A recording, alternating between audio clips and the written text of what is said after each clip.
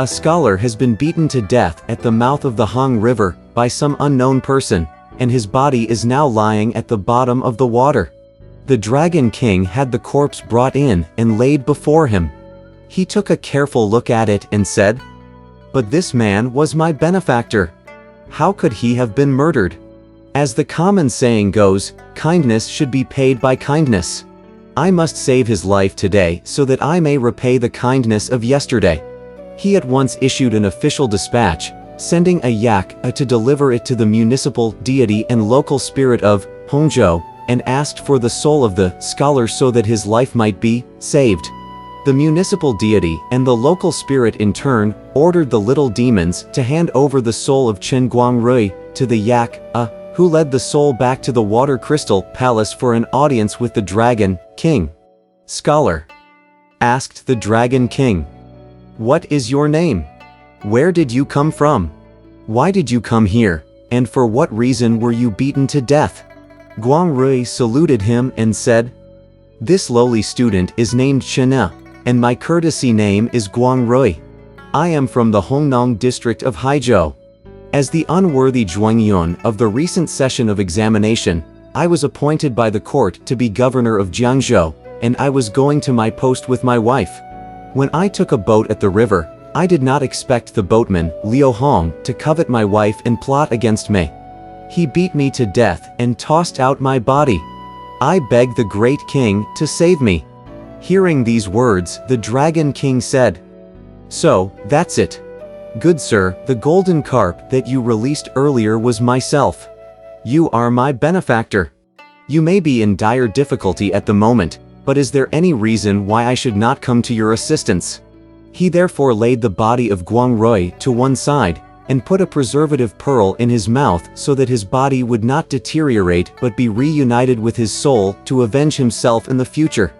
He also said, "Your true soul may remain temporarily in my water bureau as an officer." Guangrui kowtowed to thank him, and the Dragon King prepared a banquet to entertain him, but we shall say no more about that. We now tell you that Lady Yin hated the bandit Liu so bitterly that she wished she could devour his flesh and sleep on his skin. But because she was with child and did not know whether it would be a boy or a girl, she had no alternative but to yield reluctantly to her captor. In a little while they arrived at Jiangzhou. The clerks and the lictors all came to meet them, and all the subordinate officials gave a banquet for them at the governor's mansion. Liu Hong said, "Having come here, a student like me is utterly dependent on the support and assistance of you gentlemen. Your honor," replied the officials, "is first in the examinations and a major talent. You will, of course, regard your people as your children. Your public declarations will be as simple as your settlement of litigation is fair. We subordinates are all dependent on your leadership, so why should you be unduly modest?" When the official banquet ended, the people all left. Time passed by swiftly.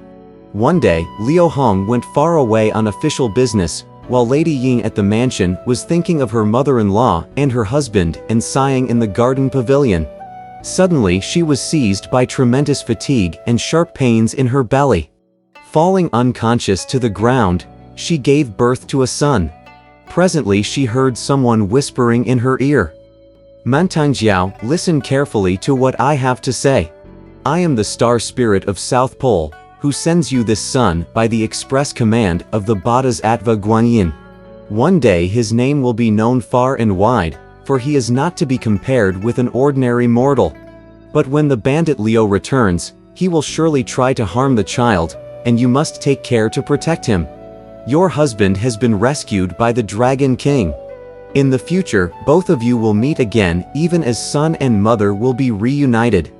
A day will come when wrongs will be redressed and crimes punished. Remember my words. Wake up! Wake up!" The voice ceased and departed. The lady woke up and remembered every word.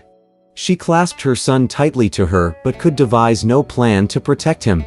Liu Hong then returned and wanted to have the child killed by drowning the moment he saw him. The lady said, "Today it's late already.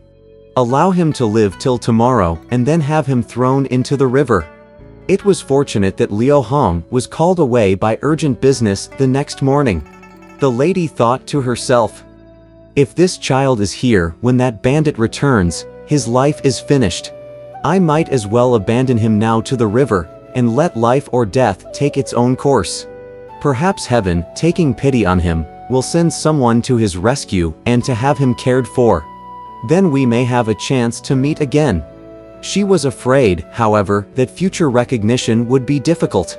So she bit her finger and wrote a letter with her blood, stating in detail the names of the parents, the family history, and the reason for the child's abandonment.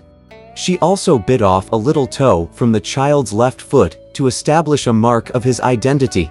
Taking one of her own inner garments, she wrapped the child and took him out of the mansion when no one was watching. Fortunately, the mansion was not far from the river. Reaching the bank, the lady burst into tears and wailed long and loud. She was about to toss the child into the river when she caught sight of a plank floating by the river bank. At once she prayed to heaven, after which she placed the child on the plank and tied him securely to it with some rope. She fastened the letter written in blood to his chest, pushed the plank out into the water, and let it drift away. With tears in her eyes, the lady went back to the mansion, but we shall say no more of that. Now we shall tell you about the boy on the plank, which floated with the current until it came to a standstill just beneath the temple of Gold Mountain.